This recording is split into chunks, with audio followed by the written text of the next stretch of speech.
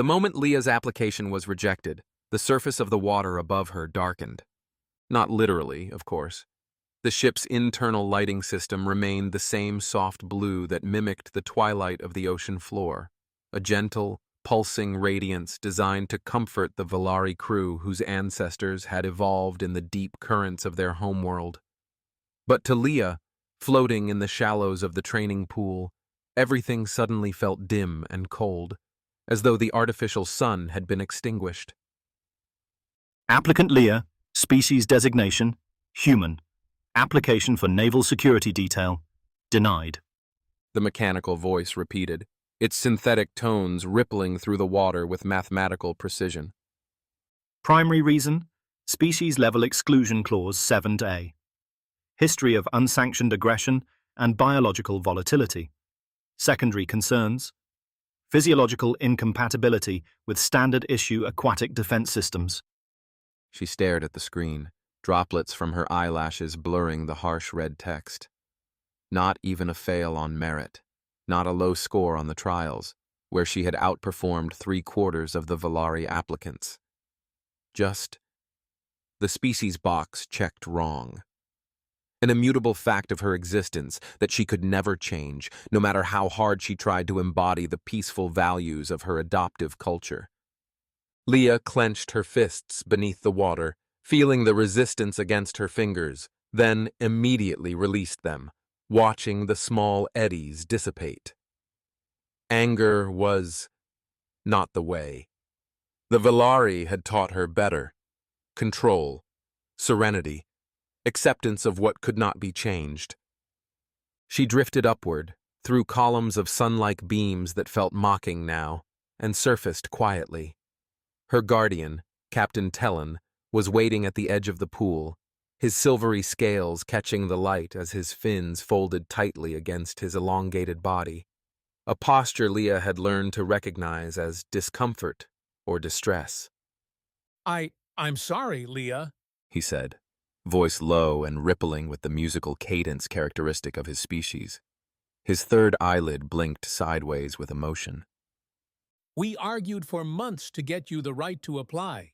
The Science Council submitted character testimonials. Admiral Vorshin herself spoke on your behalf. But the Security Council won't budge. Your people, your genetic people, are still classified as pre-integration threat level 5.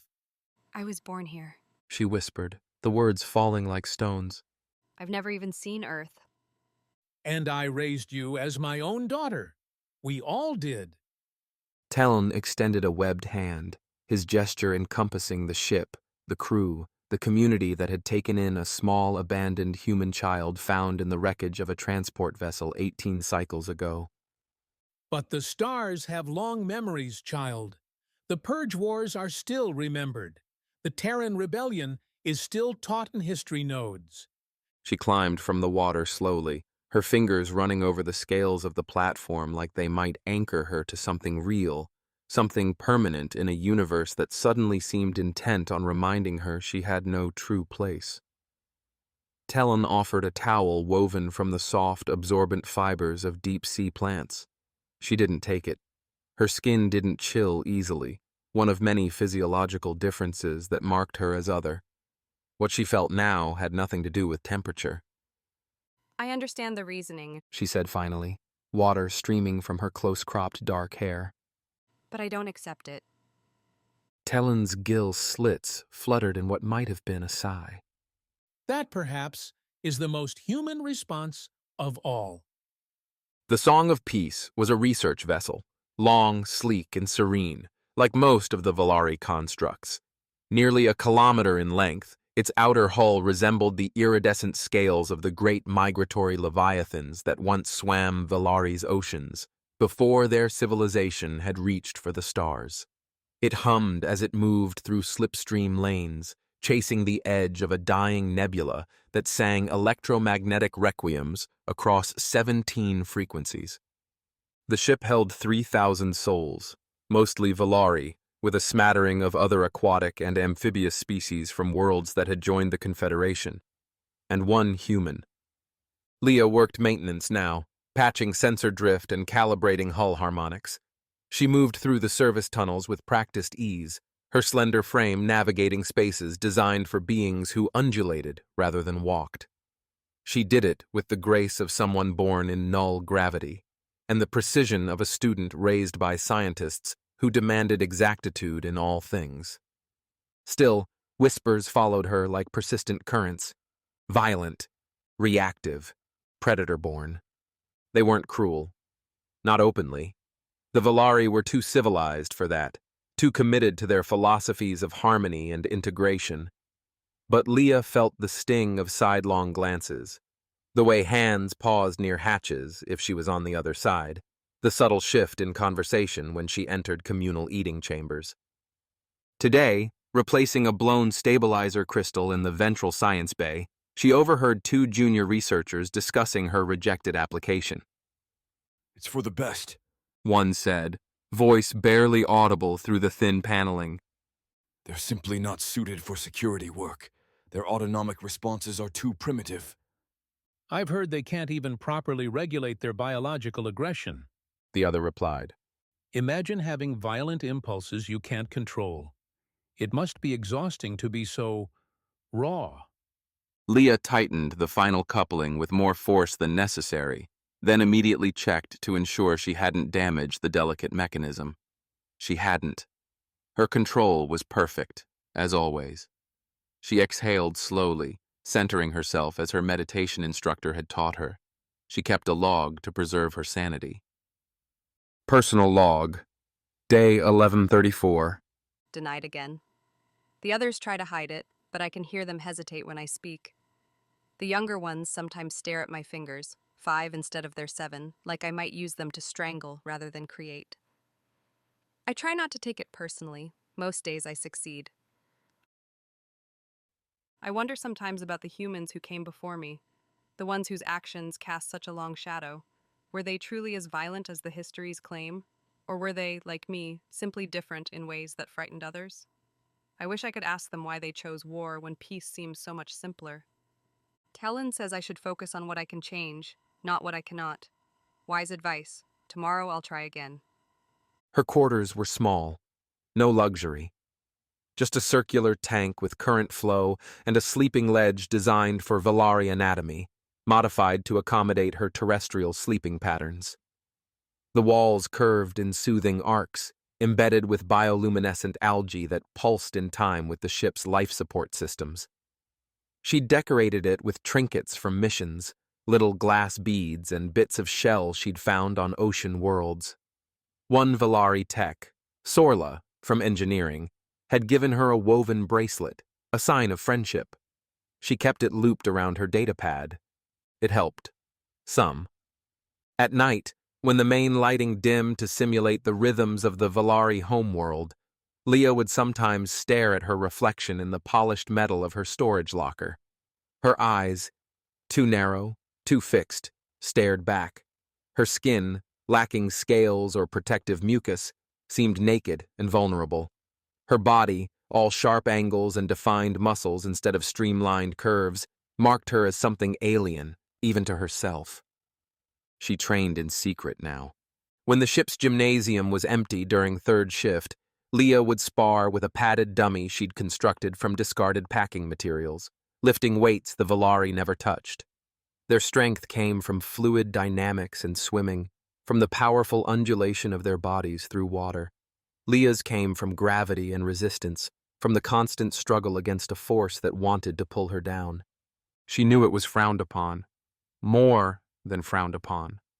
It was part of the reason she wasn't allowed into the fleet. Her body was considered a weapon by default. Her muscles, her bones, her reflexes, all evolved on a world more brutal than the gentle seas that had birthed the Volari. That, and her mind.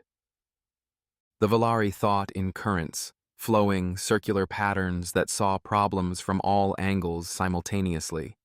Humans, she'd been told, thought in straight lines, direct, forceful, and terribly efficient. She remembered something Talon once told her on the anniversary of her rescue. You are the daughter of 2 oceans, Leah, the one you were born from, and the one that raised you. Swim both wisely. It was poetic. It didn't help her feel any less alone. The quiet was what made it terrifying. They were drifting near the edge of the Zarelian Rift, recording strange gravitational waves that sang through the metal of the ship like ancient voices calling across time. The science team was ecstatic. This was the sort of discovery that advanced understanding, that fulfilled the Valari mission to comprehend rather than conquer. Leah had been running a calibration diagnostic on the tertiary sensor array when the first tremor hit. She barely had time to grab the railing as the ship shuddered, an alien sensation on a vessel whose systems were designed to compensate for even the most violent cosmic disturbances. Something hot and primal unfurled in her chest, not fear, but awareness, recognition of danger that bypassed conscious thought. Emergency protocol. The comms barked, the usual melodic Valari voice replaced by sharp, clipped syllables. Hull breach imminent. Unknown contact. All personnel to emergency stations.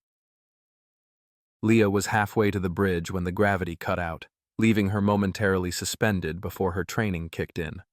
She pushed off a bulkhead, redirecting her momentum toward a service ladder, moving with the practiced efficiency of someone who had prepared for this moment without knowing it would come. The red glow of silent alarms lit the corridors, bathing the panic-stricken faces of passing crew in crimson light. The emergency lights cast long shadows that twisted like living things. Something was wrong, terribly wrong. The ship's slipstream field had been forcibly collapsed from the outside. That wasn't an accident or a natural phenomenon. That was sabotage. Then the feed on the central screen changed. A spike-armed ship bearing no official markings had attached itself to their hull like a parasite. Its design was a nightmare of sharp angles and exposed weapons systems, everything the Valari aesthetic rejected. Slavers, pirates, harvesters of intelligent life for the black markets that operated in the spaces between civilized worlds. Leah didn't wait for orders. There weren't any coming. The command structure was collapsing in real time as the Valari, faced with direct aggression, fell back on their evolutionary response, freezing, seeking safety in stillness. She keyed her access code into a maintenance shaft and began to climb. The first engagement was chaos. She saw Valari security attempting to repel the borders, creatures in skeletal armor with suppressor fields that turned peaceful defenders into ragdolls. The Valari technology relied on cooperation, on syncing movements, on flowing together like schools of fish. Their defensive tactics were built around containment and redirection. These attackers thrived on chaos. They struck with brutal efficiency, separating defenders, isolating resistance. Their weapons didn't kill, dead merchandise had no value, but they maimed and subdued with precise cruelty. Leah adapted.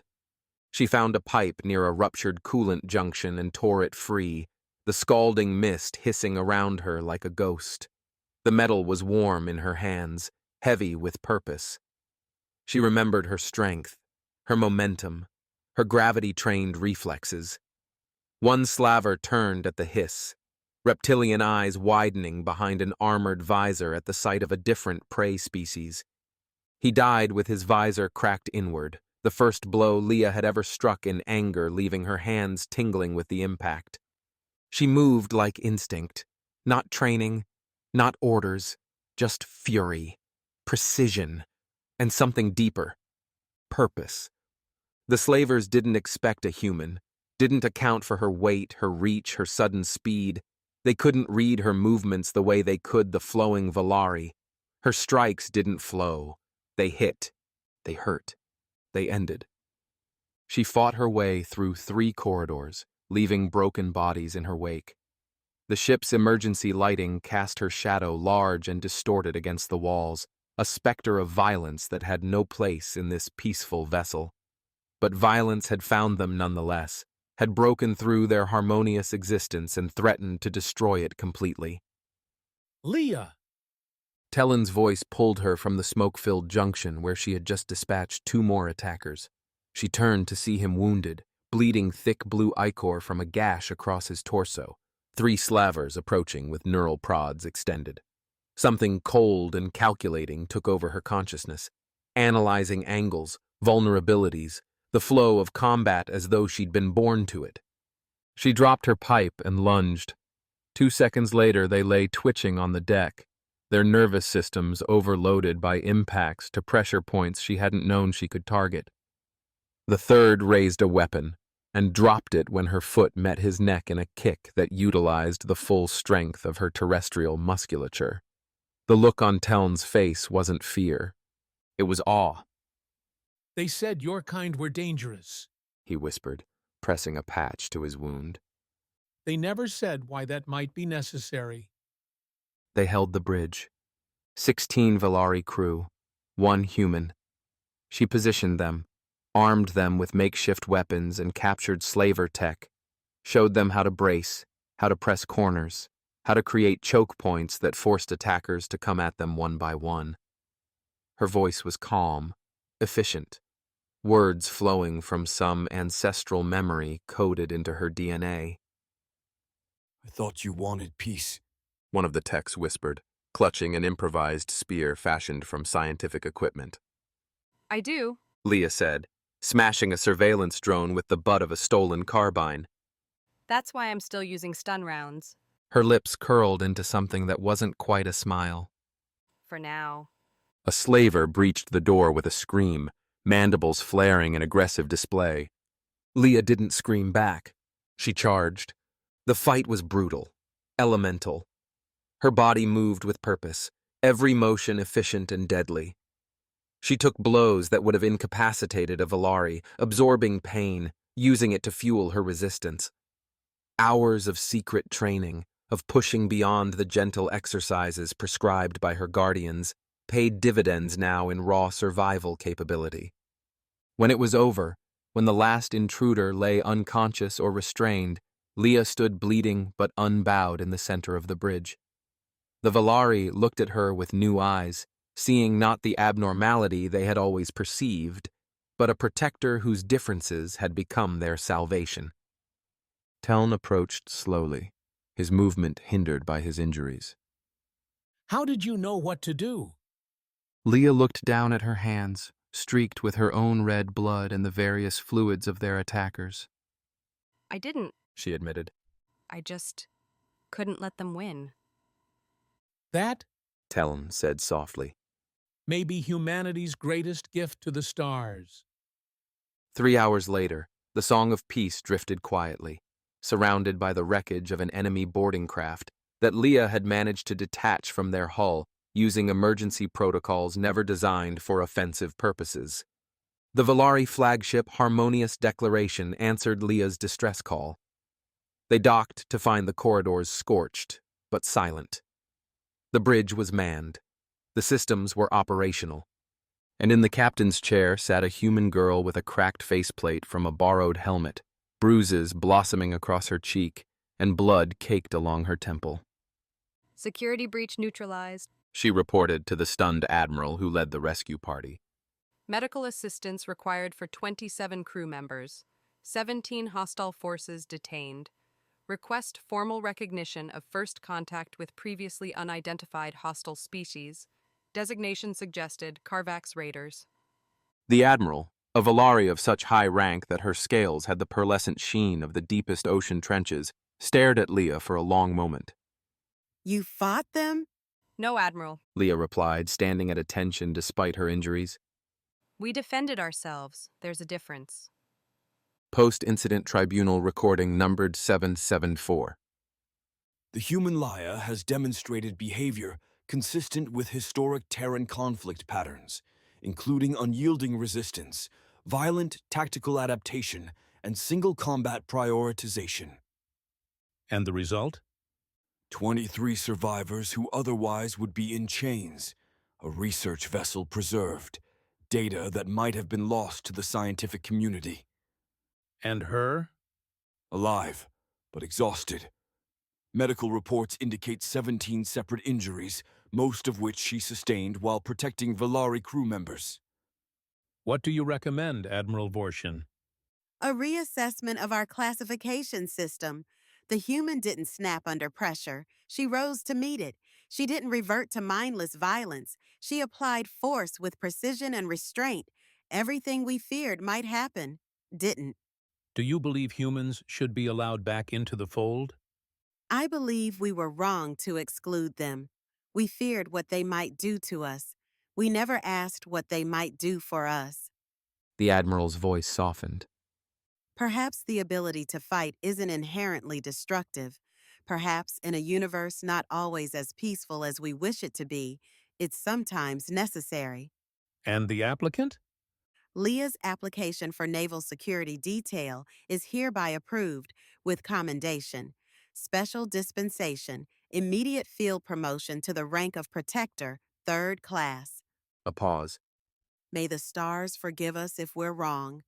And if we're right? Then may they forgive us for waiting so long. 6 months later, Leah stood at attention in her new uniform, modified to accommodate her human physiology, but bearing the same insignia as her Valari counterparts. Captain Tellon approached, his movements now fully recovered, carrying a small case. The council asked me to present this, He said, opening it to reveal a medallion, silvery metal shaped like a breaking wave. the Order of the Unexpected Current, for those who change the direction of our understanding. As he pinned it to her collar, he leaned close. I always knew you were different. He whispered. I never understood that different could be exactly what we needed. Leah smiled, a human expression that still puzzled many Valari, and replied in the formal cadence of her adopted culture. I am the daughter of two oceans. I swim both with pride. Around her, the crew of the newly recommissioned Song of Peace prepared for launch. Among them moved 6 other humans, recently arrived from distant colonies, their applications for service expedited after the incident that had become known throughout the Confederation as the lesson of the lone human. They looked to Leah with respect, bordering on reverence. She had opened a door long sealed. She had proven that humanity's greatest strength wasn't violence, but perseverance. Not aggression, but the absolute refusal to surrender when protecting those they considered their own. As the engines hummed to life, Leah took her position on the bridge, not at the weapons console where many expected her to serve, but at the diplomatic station. After all, understanding other species was the first step to protecting them. And protection, she had discovered, was what humans did best.